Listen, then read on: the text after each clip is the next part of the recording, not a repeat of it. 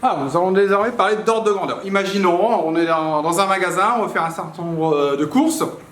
On a les articles, on veut savoir à peu près combien on va payer à la caisse sans savoir précisément quel est le prix que l'on paiera. Pour ça, on va calculer ce qu'on appelle un ordre de grandeur, c'est-à-dire une valeur approchée du résultat qui donnera une bonne idée de ce qu'on va payer dans cet exemple, qui va donner une bonne idée du résultat sans que ce soit le résultat précisément. Par exemple, nous avons cette liste de courses avec 4 articles.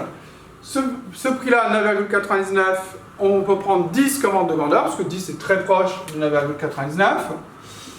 Quand j'ai une valeur approchée, on met 1 égal avec des vagues pour indiquer que c'est une valeur approchée, c'est environ 10 €. 14,12 par exemple, je veux dire que c'est proche de 14, donc je peux prendre 14 comme ordre de grandeur. 15,99 c'est proche de 16. 109,79 c'est proche de 110. Et maintenant, j'ajoute les 4 valeurs approchées que j'ai prises. Quand on calcule une somme, on avait vu qu'on pouvait calculer dans l'ordre que l'on voulait. Donc par exemple 14 plus 16 ça fait 30. 30 plus 10 on arrive à 40. Plus 110 on arrive à 150. Donc 150 est un ordre de grandeur de cette somme. On va payer environ 150, alors ça sera peut-être un peu plus, ça sera peut-être un peu moins, on ne sait pas, mais ça sera aux alentours de 150.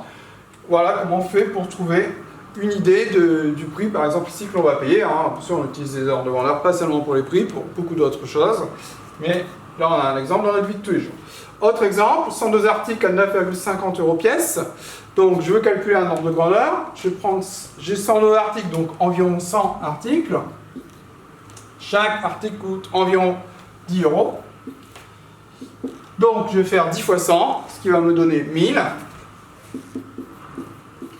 Donc un ordre de grandeur de ce produit, ça va être 1000 €. Je vais payer environ 1000 €, alors peut-être plus, peut-être moins.